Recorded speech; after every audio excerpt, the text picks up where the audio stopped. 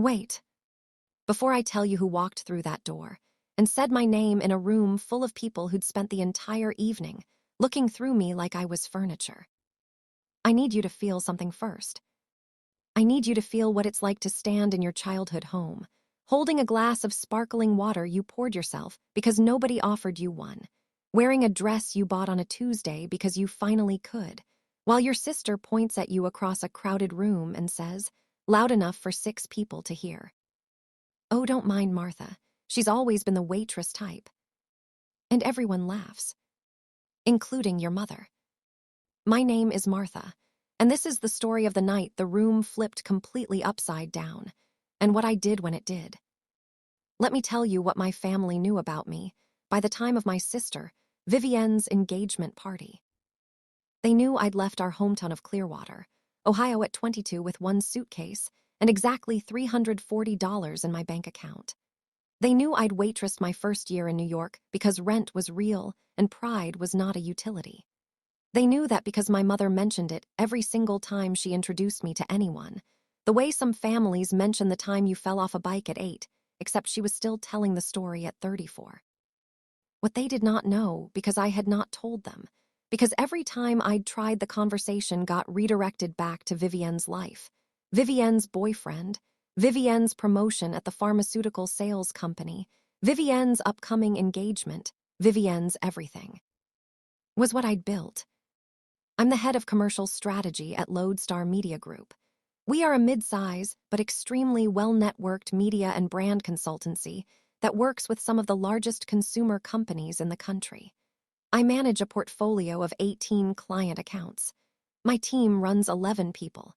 Last year, my division generated $22 million in contracted revenue. I own a 1-bedroom apartment in Brooklyn. I own it, not rent, own. I have not waitressed since I was 23 years old. But in my family's mental photograph of me, I am still the girl who left with $340 and came back for Christmas looking tired. They froze me there. They decided that was the true version of me, and they kept deciding it every year regardless of evidence. The thing about being frozen in someone else's story is that eventually you have 2 choices. You thaw them out yourself, or you walk away from the photograph entirely. I had been trying to thaw them for 12 years. This party was the last time I was going to try. I want to be fair to my sister, because fairness is what separates truth from bitterness, and I am not bitter. Vivienne is beautiful in the way that gets you things young. Blonde, easy in a room, the kind of person who laughs at the right moment and touches your arm when she wants you to feel chosen. People love her immediately. My parents loved her loudly, which is not the same as loving me quietly. I want to be precise about that. They loved me. They just loved her like a headline and me like a footnote, and when you're the footnote for long enough, you start to wonder if the story would notice if you weren't in it. She'd gotten engaged to a man named Philip 3 weeks earlier. Philip is fine. He works in finance, uses the word portfolio in casual conversation, and looks at Vivienne the way people look at things they're proud to own. I don't dislike him. I just don't know him, because nobody in my family had thought to arrange for us to meet before I received the engagement party invitation in a group text. I almost didn't go. I need you to know that. I almost sent a gift and a voice note and a reason why I couldn't make it back to Ohio that weekend. But my mother had called and said, "Martha, please, just come for me." So I came, for her, the way I always do things, for someone else's comfort. I wore a navy dress. I drove 4 hours. I brought an engagement gift that cost $340, which was not an accident. I arrived smiling. The house looked the way it always looks for Vivienne's events. My mother, Patricia, is a woman who saves her best tablecloths for her favorite daughter's moments, and she has never tried particularly hard to pretend otherwise. The floral arrangements were elaborate. There was a caterer for a home engagement party. When I arrived, my mother hugged me and immediately said, "You look tired. Are you eating?" Vivienne hugged me with one arm, the other holding a champagne flute, and said, "So glad you could make it. It means a lot," in the tone of someone thanking a peripheral acquaintance. My father, George, shook my hand. He shakes my hand at family events. He hugs Vivienne. I stopped mentioning it around the time I turned 28. The room was full of people I didn't know. Philip's family, expensively dressed and easy in the way that old money teaches you to be. Vivienne's friends from work and college, all loud and affectionate with each other. Our Aunt Beverly, who lives 20 minutes away and had clearly been briefed on how wonderful this engagement was. I got myself a drink. I found a corner that wasn't a corner, more of a graceful standing position near the window, and I talked to the few people who found me. I was pleasant. I was warm. I answered questions about New York and my work briefly and without performance because I've learned that performance in rooms like this reads as desperation. I was doing fine. Right up until Philip's mother, a tall, elegant woman named Constance, asked me what I did for a living. I opened my mouth to answer Constance, and Vivienne appeared at my elbow like she'd been waiting for exactly this moment. "Martha's in media," she said, with a particular smile I recognized from childhood.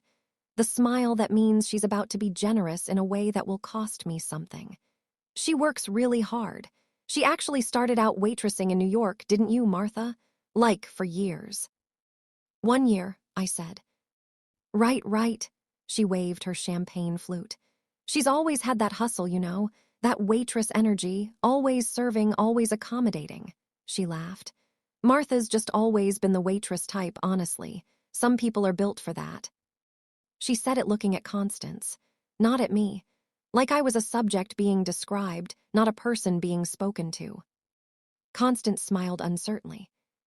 Two of Vivienne's friends, who drifted over, laughed, because Vivienne laughs first and rooms follow her.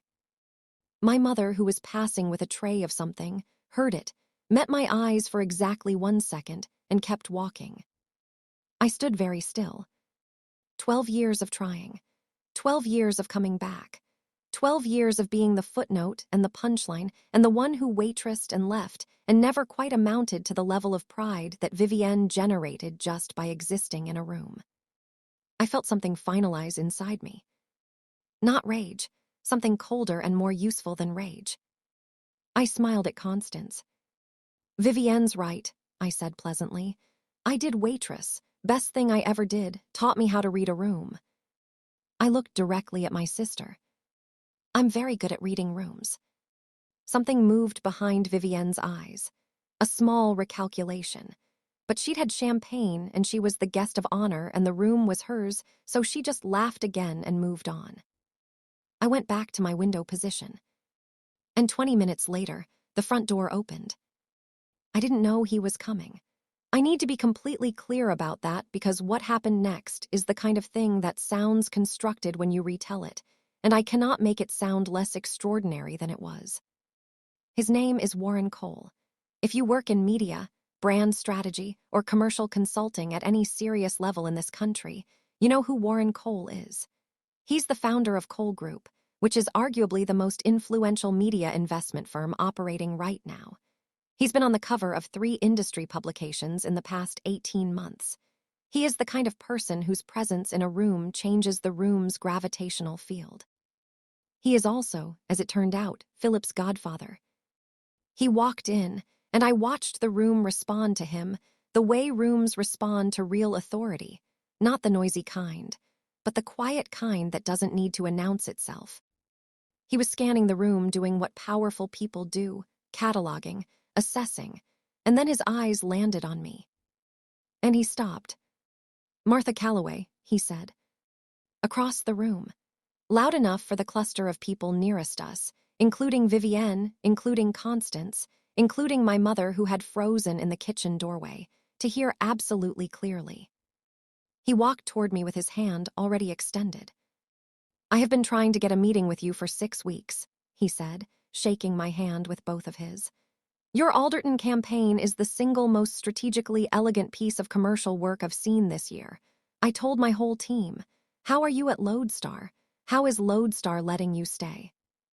The room was not silent the way a room goes silent when something bad happens. It was silent the way a room goes silent when everyone simultaneously realizes they've been looking at something wrong. I felt Vivienne go still beside me. I smiled at Warren Cole. "Warren, It's wonderful to meet you in person. I had no idea you knew the family. Philip's my godson, he said. I practically raised that kid. He turned to the room, still holding my hand. Does everyone here know who this woman is? Because if you don't, you should. He said it simply, not performing, just stating a fact the way people with nothing to prove state facts. I watched my mother's face. I watched Vivienne's face. I watched my father, George, who had shaken my hand 40 minutes ago, look at me like he was seeing someone he hadn't met yet. Warren and I talked for 20 minutes in the center of that room.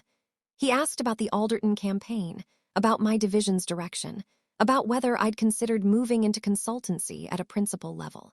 He mentioned a number, a retainer figure for a potential advisory role with Cole Group, that I felt rather than heard, because it landed in my chest like a frequency. I was professional. I was warm. I was exactly who I have spent 12 years becoming in a city that did not care about my last name or my family's tablecloths. Vivienne orbited us for 10 minutes before she found an entry point. Martha, you never said you were this. I mean, I knew you were doing well, but I didn't realize. You didn't ask, I said, simply, without heat. She blinked. I've been coming home for 12 years, Vivienne. The conversation was always about you, which is fine. But you said tonight, in front of Philip's mother, that I was the waitress type. I looked at her steadily. I need you to understand that the reason you didn't know what I'd built is because this family never created space to find out. Her mouth opened. I'm not angry, I said. I'm done being the footnote, that's different. I turned back to Warren and smoothly continued the conversation about Q3 projections like nothing had happened at all. Because that's what 12 years of reading rooms teaches you, when to speak, when to let the silence do the heavier work. She found me at the end of the night. My mother, Patricia, in her kitchen, wrapping leftover food in the quiet, methodical way she processes difficult feelings. Martha. I turned around. She looked smaller than she had at the beginning of the evening. The tablecloths and the caterer and the careful, beautiful event she'd built for Vivienne looked like a set someone had started striking for the night. Why didn't you tell us? She said. Any of it, the company, the accounts, all of it, why didn't you tell us? I looked at her for a long moment. Mom, I tried. Every Christmas, every phone call. Every time I started to talk about my work, the conversation moved. I told you about the Alderton campaign in February.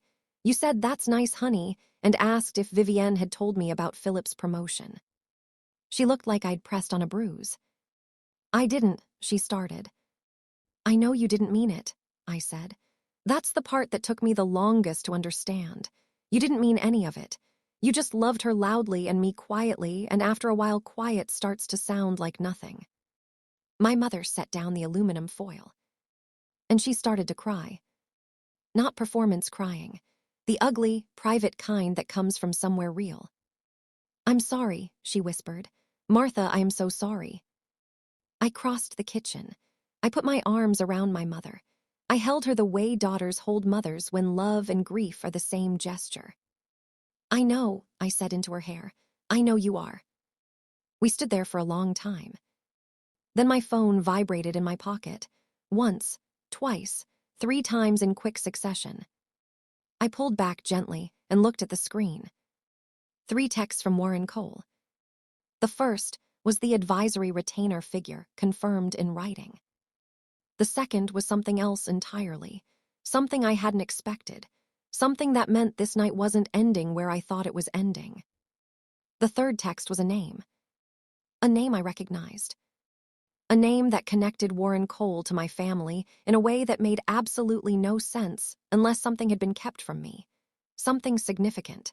Something that meant this entire evening, my sister's snide comment, Warren's arrival, even my mother's tears in this kitchen, might not have been coincidence at all. I stared at the screen. Martha, my mother was watching me. What's wrong? I looked up at her. Mom, I said carefully, how do you know Warren Cole? The color left her face completely. And that's when I understood that the story I thought I'd been living tonight was not the real story at all. What was the name in that third text? And what has my mother been keeping from me? I'll tell you in part 2. But right now, I need to know, have you ever been the footnote in your own family's story? Tell me in the comments, because I read every single one. And I think you'll want to be here for what comes next.